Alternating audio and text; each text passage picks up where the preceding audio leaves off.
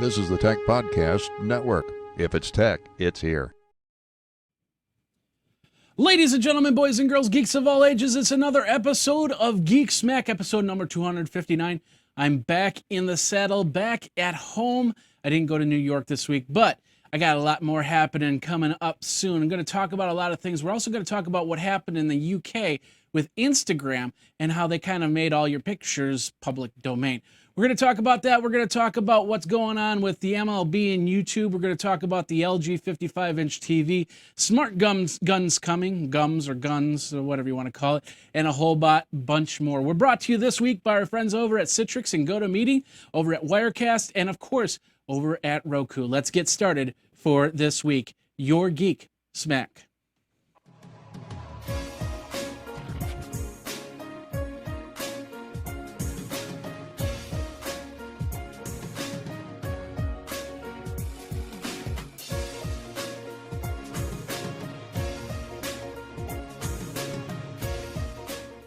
Ladies and gentlemen, boys and girls, geeks, geeking out of all ages, Jeffrey Powers here. Welcome to the show. Whoops, I got to do that really quick. Welcome to the show we call Geek Smack, the show where we smack the geek out of you like they're smacking the geek out of old Nintendo cartridges, using them as necklaces and stuff like that. We're going to talk about that. We're going to talk about a whole bunch of other cool stuff and go from there. First of all, if this is the first time that you've come to the show, thank you very, very much. We do this show every single Tuesday for your Wednesday consumption. And I noticed a couple of you have been trying to download the show early, even though it hasn't been produced yet. How you're doing that, I don't know. Maybe you are getting it. Maybe you're kind of psychic and you just download the empty file and go, oh, this is what it's supposed to say. Okay, I think, well, we've got the show now. So if you want to do the show for me, you just send me a copy of it, and then I don't have to worry about it because I've already done it, even though it was psychically done. And we'll figure it out later. But the whole point is, thank you very much for coming to the show. And all you have to do is go over to Geekazine.com, think magazine, put in a geek, you got Geekazine, put in a geek. That's the official term. Put in a geek, you got Geekazine. And of course, you can check out Geek Smack. You can check out iPad 365. You can check out all the Geek special media feed. We've got NAB coming up, CA World coming up, and then of course, many other events as well. And you can check it out over at Geekazine.com. As you can see, I did a couple changes to Geekazine.com. The theme that I was using was not going in the direction that I wanted to, and so I backtracked a little bit and re-updated the theme, fixed the theme thing, and went from there. So I'm really happy with the new idea, the new theme version. Taking the step back. So I'm very happy of where it is, but you know, if there is any problems, please let me know. Twitter me at Geekazine. The Twitter handle's right there. Of course, geekazine@gmail.com. All right. As you may know, I've been testing out this 2-microphone system. As you can see, one microphone right here. The other microphone technically is up here, which captures the overall room noise. So if you have any problems with the sound or anything like that, please let me know. Twitter me at Geekazine and say, hey, yeah, good job on the sound, or hey, you know, you need to fix your sound. One of the two. So I constantly look and tweak and stuff like that. Last week I was in Las Vegas and I did a show, and I was using that ATR 2100, which is a good microphone and not a good microphone in the same time. And I could get in the technicality, the technical details of it, but the reality is, it is not a full-fledged microphone that where I can get my full vocal range, and it caused a few problems. So I'm glad to switch things around and try and figure out the best microphone scenario for everything. That just wasn't it for me. Although a lot of other people love that microphone, just didn't work for me. So I am a little sad, and I am a little glad that New York fell through. I was supposed to go to Techcrunch Disrupt. The sponsors just didn't gel out this time. So, of course, I'm always looking for sponsors for future conferences like Techcrunch Disrupt in San Francisco, which is always a fun time, get a lot of interviews. Although I apparently missed a doozy, as one person got on stage and talked about how he disrupted Techcrunch Disrupt, or how to disrupt Techcrunch Disrupt, which was pretty interesting. I'll have a link in the show notes so you can see that. But, you know, hey, I went to Vegas like two times, went to Austin before that. I was doing a lot of traveling, so it's kind of nice to kind of come back home and not have anything on the books as of travel just yet. But I am working on some deals and some information as some places that I'm going to be going in the future here. So CA World was awesome. It was a completely different conference. I did get to see the Google Glass for the first time. I ran into Robert Scoble. He let me wear the pair of Google Glass. I was really excited about it. I only got to play with it for a couple minutes, but hey, it's all well and good. I had a lot of fun with it, and I understand it a little bit better. And of course, it helps with the new websites that I created, howtousegoogle.glass.com and thisweekingoogle.glass.com, which is going to be a podcast coming up very, very soon. Everything else, let's see. Oh, one more thing. Of course, I went to CA World, so we got a badge. And here's the badge right here, right next to Grover. That's the coolest swag. One of the coolest pieces of swag I ever got at a conference. I'm just going to say that outright. So anyway, this is the badge, CA World 2013.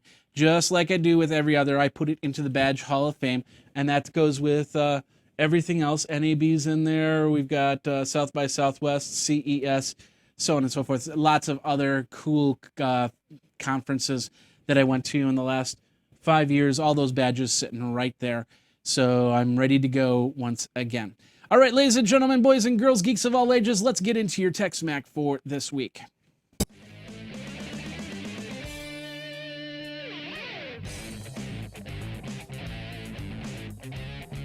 And of course, this week our Tech Smack is brought to you by our friends over at Citrix and GoToMeeting, and it didn't load up the talking points here just yet. But basically, check it out. Over at Citrix, over at GoToMeeting, you want to meet with people. Your entire team gets together on the first time. And I can't tell you how many times I put together meetings and somebody would go, "Oh, I can't be at that meeting. It can't be." In fact, we're trying to get together with a meeting right now, where we're meeting here in Madison. And you figure, oh, it'd be easy. We'll just meet at noon, or we'll meet at 5, or we'll meet at something like that. And there's no, we can't do that. I can't do that. It's like, it's amazing what you can get.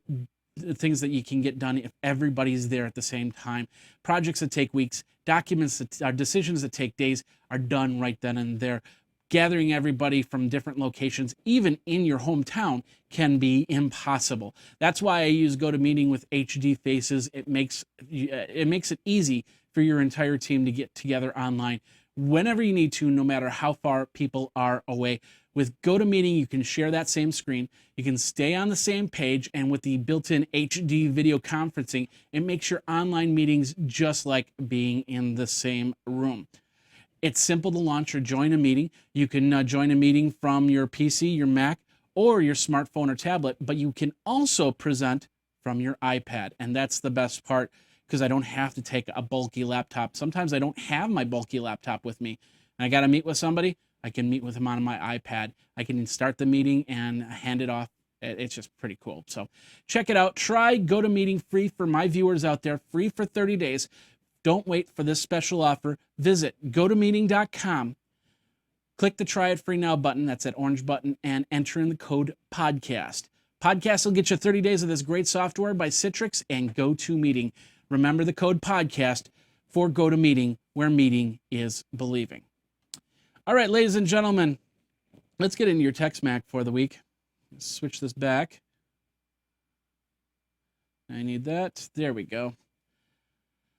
All right, we're going to start over at our friends over at Techcrunch. Like I said, Disrupt is happening right now at Techcrunch Disrupt in New York City. So if you can get there, you should, because there's a lot of cool new companies that are around, and they've got a lot of cool stuff that you might, in 6 months or a year, you might see and might be using on a regular basis. So anyway, we're talking about Google Now, which is one of the, it's actually one app that has been on Android for a while. It had a different name on iOS, but they decided to switch it up. It's now called Google Now through iOS, and you can now get it. You can now download it for your iPad, for your iPhone, for your iPod Touch, and get all your information in one area. That's the one thing that really bugs me about Google products, is they all just seem to be app. And they're not the only one. Yahoo does the same thing, and Apple technically does the same thing as well. So it's really nice to actually have one area. Although it'd also be nicer is if I opened up Google Plus and I'd get the Google Plus app as opposed to the web page, which is not as great as the app is. So on iOS. But it is now released. You can now get it. So if you want to clean out some of your apps and put everything on one page, you can do that. You can get your Google Calendar, your Google Deals, your Google Plus, your Google Voice, and everything else. And that can all be on there. So check that out. Go over to techcrunch.com for that information.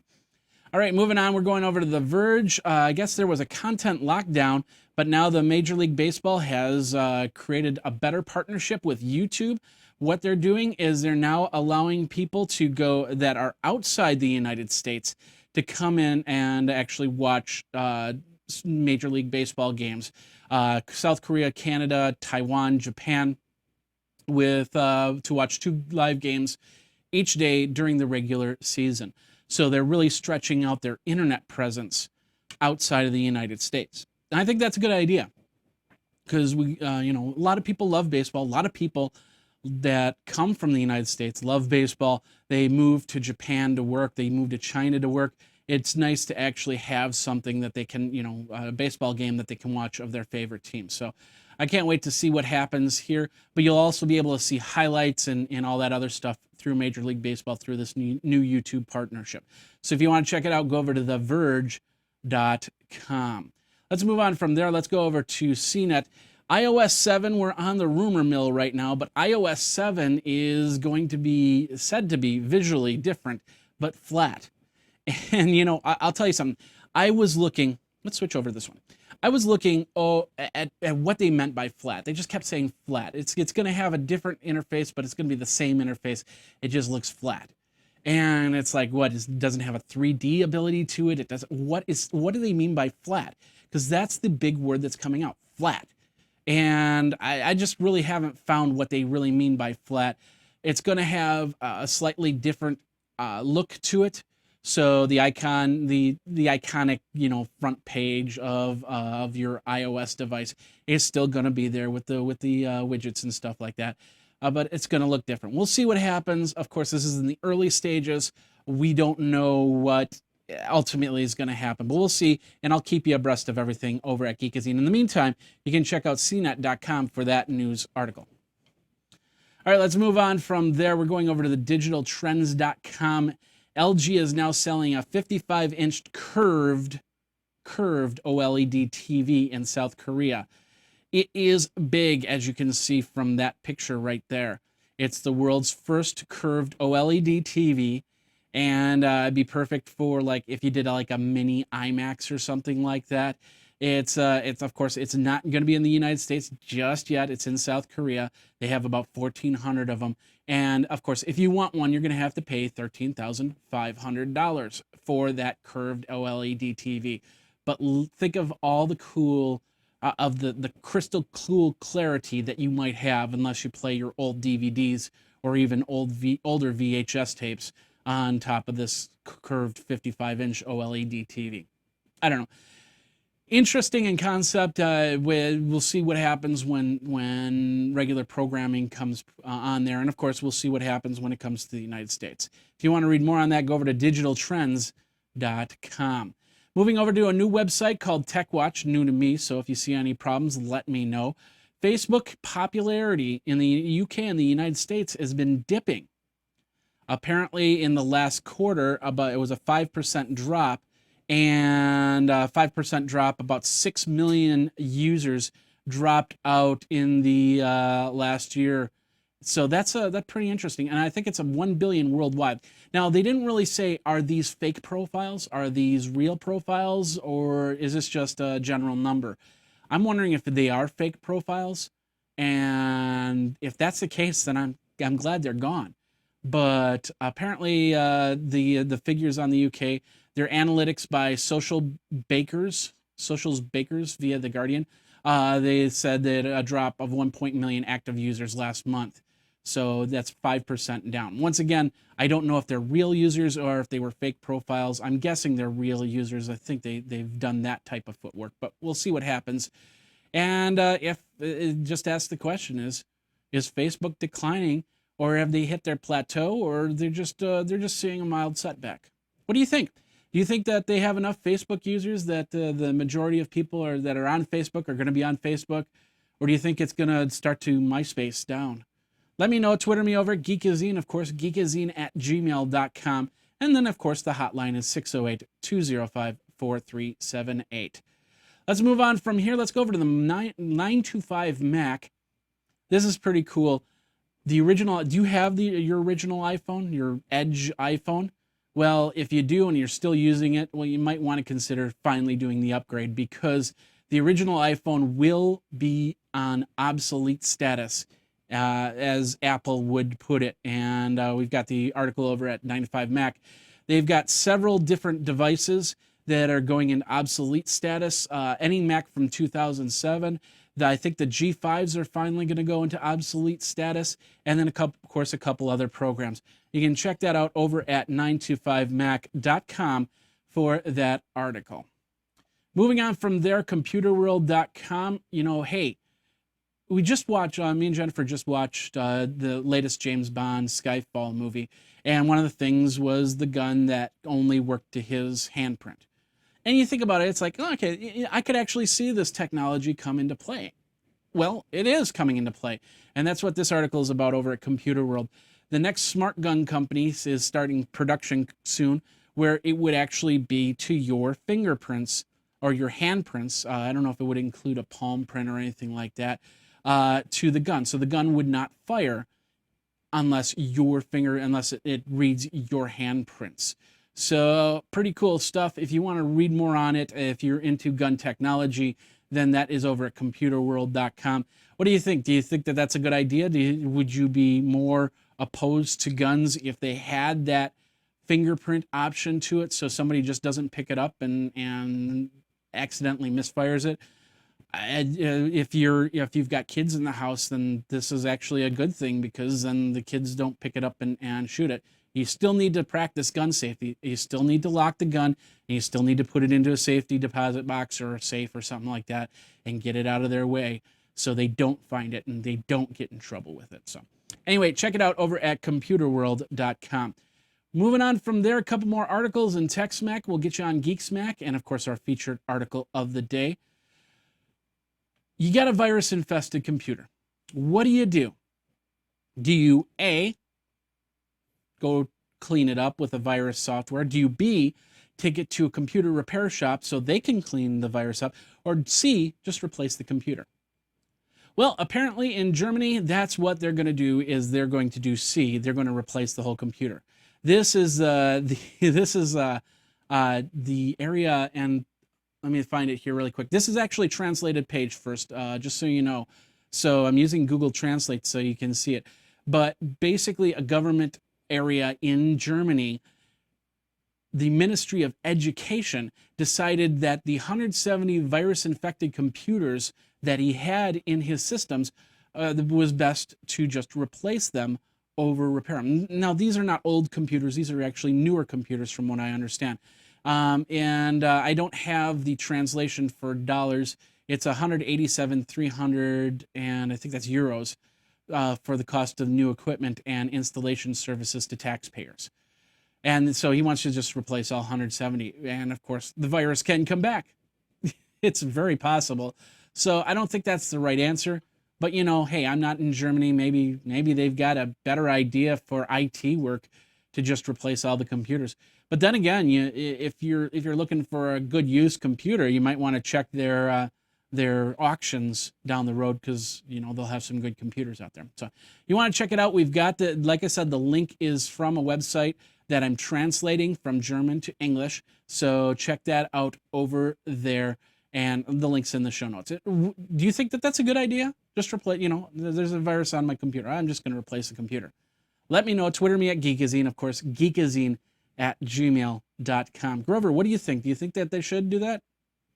Okay, I guess Grover says yeah. So let's move on from there. Finally, we love the NES. It's just near and dear to all our 80 geeks' hearts. That was my first real gaming system. I had a VIC-20. I had personal computers, but my first standalone gaming system, well, actually, no, my first standalone gaming system was an Atari, but getting into the 80s and the 90s, just the NES. Well, now and this is over at Geekalogie, and basically what they are doing is they're making jewelry with these old cartridges, not the actual cartridges, but like for instance, this ring right here looks like the Legend of Zelda game, and they're doing necklaces and they're doing other jewelry with that same look, and it's pretty cool there. They got it over on Etsy, and I can't wait to see what happens. Basically, a $16 a ring, or $16 a necklace, or $18 for earrings. So if you really want to geek out with some cool geeky jewelry, check that out. And like I said, that's over at geekalogie.com, geekalogie.com, whatever the website is. Got the link in the show notes. You can check it out there. All right, ladies and gentlemen, boys and girls, geeks of all ages, that does it for the first part of Geek Smack. We're going to get you into your second part. And of course, we're going to talk about what's going on with Instagram and what's happening over at the UK. And can that actually transfer to the United States, where all of a sudden your Instagram photos are public domain? That could also mean Facebook photos could become that, and Flickr and other services as well. And we'll talk about that, and we've got a whole bunch more, and we'll be right back after this.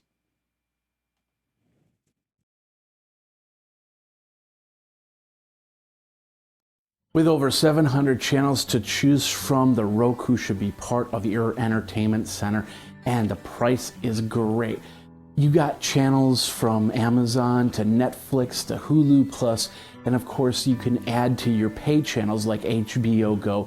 You also have Disney for the kids. You have tons of ways to entertain people.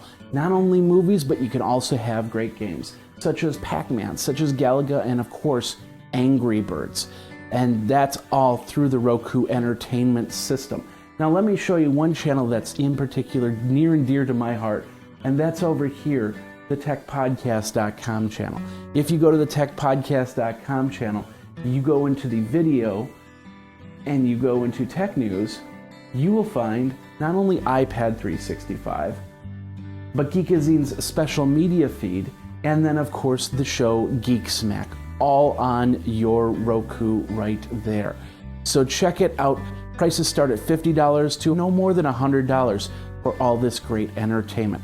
Do that by going over to geekazine.com/Roku. That's geekazine.com/Roku to get yourself a Roku player and start watching movies, start watching content, and start playing Angry Birds over at geekazine.com/Roku.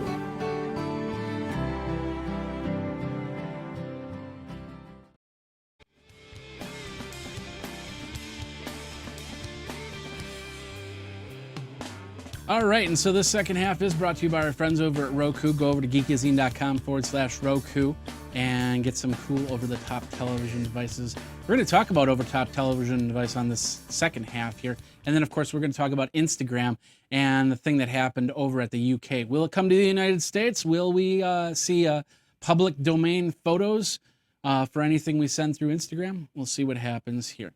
Well, let's get into your Geek Smack for this part here. Oops, wrong button. Let's do that. There we go. Hi, how you doing?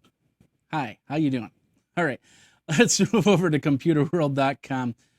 Internet taxes. Is this inevitable, Mr. Anderson? Well, hey, we've been talking about internet taxes for a long time now.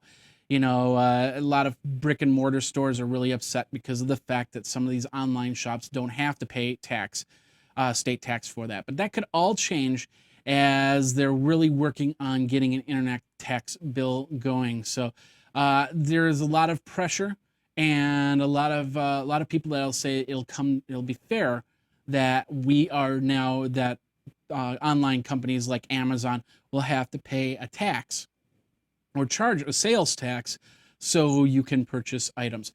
It'll probably work adversely for people like me who use Amazon.com as an affiliate to try and get an extra $40, $50 a month so I can pay an internet bill or actually pay for the media, which I then put out there for you. So it's adverse at that aspect. So I don't know. There's back and forth on both sides.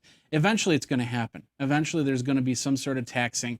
But then once you get outside of the United States, and that's probably the other problem right there, is once you get outside the United States, do you still pay sales tax? And there's probably going to be loopholes around there too. So then all of a sudden you might find a lot of websites such as Amazon.com looking to transfer their operations outside the United States.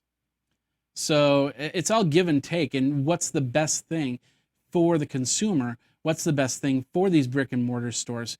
And go from there. So we'll see what happens. We'll keep an eye on it, and I will let you know once it happens. What do you think? Would you pay a sales tax for anything you buy on the internet? Let me know. Twitter me over at Geekazine, of course, Geekazine at gmail.com, and the hotline is 608-205-4378. Do you smoke? Do you smoke in front of your computers, especially your Apple products? Well, Apple might not fix your computer if there is smoke near it. This is over at boingboing.net, and apparently consumerist Laura Northrup looked up several years of stories, Apple customers who said that their warranty service was denied simply because of the fact that the Apple specialist or Genius Bar person or whatever determined that the person smoked around their computer. Now, I've been smoke-free for about 3.5 years, but when I did smoke, I rarely smoked around my computer. Years before, I'd always take it into bars, and of course, there was smoking at the time, so my computer would smell of smoke whether I was smoking or not, because they would be in these bars, because that's where I conducted a lot of business at the time. Do they have the right to say, okay, this one smells like smoke, so I'm not going to deal with it. Even if you don't smoke. Oh, this one smells of smoke. I'm not going to touch this one. That could be bad for my lungs, secondhand smoke. Or maybe they're thinking, the smoke's in there, so that's adversely affecting this MacBook right here. So we're not going to do anything for you. I don't know. If you've got a warranty for heck or high water, you should fix that MacBook as long as it's still in pristine condition. If I took a sledgehammer to it and took it to the Apple store, yeah, they don't have to adhere to the warranty. But just because I have a couple cigarettes around my MacBook doesn't mean that they have the right to say, no, we're not going to fix it. What are your thoughts on it? Like I said, I don't smoke anymore, so I don't smoke around my MacBook or my iPad or my iPhone. So if somebody came back and said, I'm not going to fix it because it's got smoke on it, it's like, that's not my smoke. So you better get your nose adjusted, because there is I don't smell any smoke in my MacBook Pro or my iPad or my iPhone. Let me know. What do you think? Do you think that that's a good idea? Should that be part of the warranty, or is that just wrong for Apple to do? Let me know. Twitter me over at Geekazine. All right, let's move on from there. USA Today, Amazon is talking about developing a set-top box for their TVs, for their systems. Of course, hey, Amazon, I've got Amazon service, $80 a year, and I can watch movies, and I got the Prime, and I got the checkout books, and I've got so many cool options. So would I get a set-top box for Amazon? Well, I don't know. It depends. If it does more than just Amazon, then yes. But if it's just Amazon, I've already got that on my Roku. I don't need another set-top box. Amazon can also be gotten on a Roku, gotten on an Xbox 360 or a PlayStation 3 or a Wii, for that matter. So you can get all those other items, and and Apple TV. So if you've got those, I don't see the advantage of that. Now, the cool thing about this set-top box for Amazon means that basically they can actually program it. So now you're watching a movie, and it says, and you say, hey, I like that t-shirt, and you can point something at that t-shirt, and next thing you know, you're on Amazon.com with the price on that t-shirt. You use your Prime, in 2 days you get it, and poof, you've just done a whole bunch of e-commerce. So I think it's a great direction for Amazon to go. But I'm not going to buy the box if it's just Amazon. If I get the 1-year membership and they give me a set-top box, hey, that's great. But I'm not going to buy it on my own. So anyway, if you want to read more on that, go over to usatoday.com. Let's move on from there. We're going over to slate.com. Lady Liberty is watching you. It's actually not a bad idea. About 10 years ago, they started with facial recognition at the Statue of Liberty. So they find the threat before the threat enters the United States. A lot of people had a problem with that because it really wasn't the best quality. It didn't do the best job back 10 years ago. Fast forward to 2013, and a lot of people are saying this facial recognition is actually doing a lot better job than it did 10 years ago. So now they're talking about how the Statue of Liberty is going through the facelift with their state-of-the-art security system, so they can determine if there is a threat coming into the country or in the country. If this works out, I'd also see things like I don't know, the Chicago Tower, the new Freedom Tower in New York City that they just finished the top 2 levels, putting the top 2 levels on, and other monumental areas, football stadiums, the Hoover Dam, things like that, which will all have facial recognition to them to try and determine if there is a potential threat coming into the area. So, yeah, Big Brother's watching you in a different way. And I don't know, I personally don't have a problem with it because, I don't do anything wrong that, besides, things like white lies and stuff like that. It's just nothing like, like Boston or anything like that. But you also have to, there's also the other factor that I could look so similar to somebody else that all of a sudden the FBI is coming in my door and knocking at it and saying, oh, you're really not the person we were thinking of, but facial recognition said you were. So there is a little, to me, like I said, I think that's just as technology continues to roll forward, we get this type of stuff, and there's going to be setbacks aplenty with stuff like that. But for the most part, I'm all for this. And you might be against this, and if you are, please let me know. Twitter me over at Geekazine. Of course, geekazine@gmail.com. And the hotline is 608-205-4378. All right, let's move on from there. Going over to Yahoo News. PayPal has expanded further into stores. They really wanted Walmart, but Walmart kind of said, nah, I don't think so. And I'm kind of wondering why. There must be something extra that I didn't really read out of this. But apparently they got about 50 merchants that are now going to use PayPal. So you can actually check out with PayPal. So if I send you a $100 credit in PayPal, you don't have to transfer it to your bank account. You can just use it right then and there. I did get a PayPal debit card when I signed up for the PayPal, my PayPal app on my phone, so I can take credit cards. So I seem to always have a small amount on my PayPal account. I think I just got $10, $15 from a third party advertiser on my PayPal. So I could use it at some of these vendors. Walmart, I'm like I said, I'm not exactly sure why. I figure money is money is money unless there is a high price to pay for that PayPal connection. So for me, if I took a credit card, it's like 2.75%, which is great because I don't have any major retail outlet that's going to take care of my credit card processing and transactions anyway. So that's a small price to pay for business. But with Walmart, I'm guessing they're probably saying, okay, you got to pay this much. And Walmart's going, no, we don't want to pay that much. We'll pay this much, but not that much. So we'll see what happens. We'll see if Walmart goes in. PayPal gets into Walmart.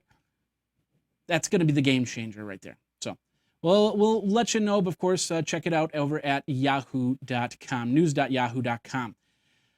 All right, a couple more articles, and then we're going to get you on the main thing. I don't know if you've seen this, but I am perspiring. It is 80 degrees. I'm wearing shorts. This is awesome. Summer, well, it's still spring, but summer is coming really quick. So anyway, go over to cnet.com. Apparently, this man put a GPS tracking device on this woman's car. And what happened was I think he followed her home, and then he just used the GPS to determine when the car left. And that was the time that he decided to burglarize the house. So this is out of Kansas City. The Kansas City Star reported that Stephen Alva Glaze stands accused of 14 counts of criminal damage, attempted burglary, and actual burglary.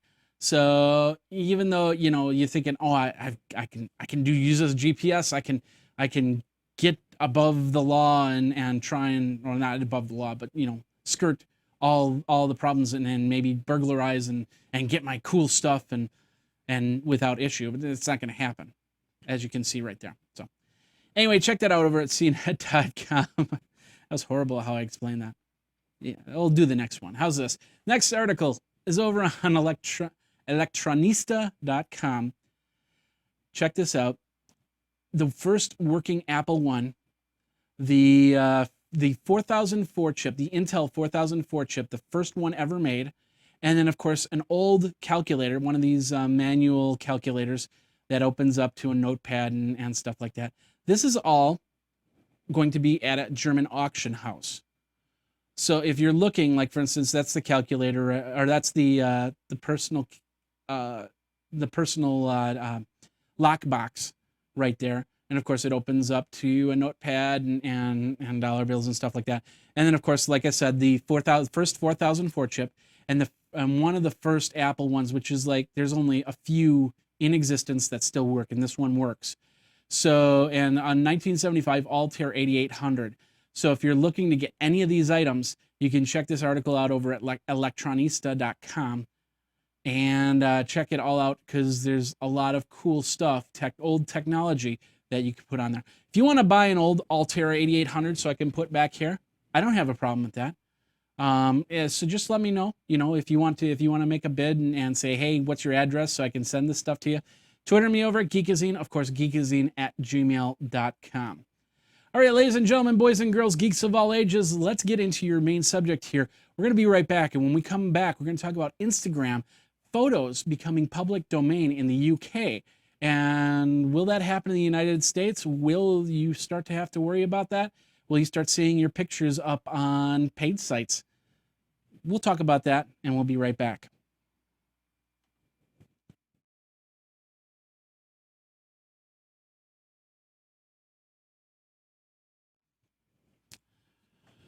All right, now when you take a picture to Instagram, you're basically saying it can be used by anyone, at least in the UK right now.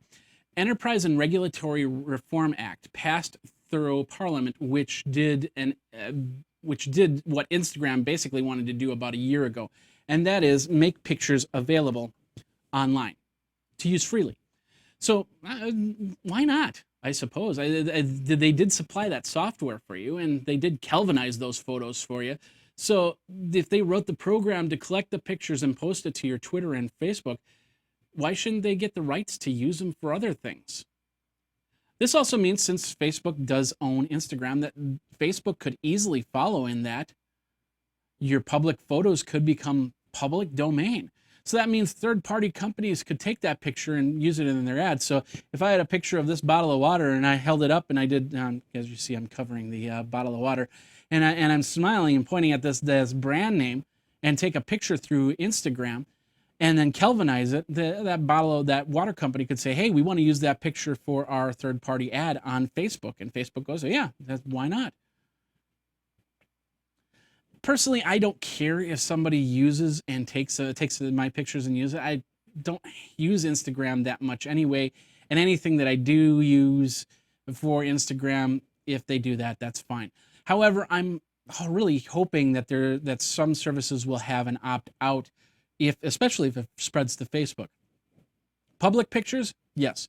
Private pictures, not so much. I don't care if you use some of my photos, especially if they're just really random photos. But there are certain ones that I want to keep into my use. Like, for instance, some of them that I've photoshopped and put into my articles, and I use them to talk about my articles.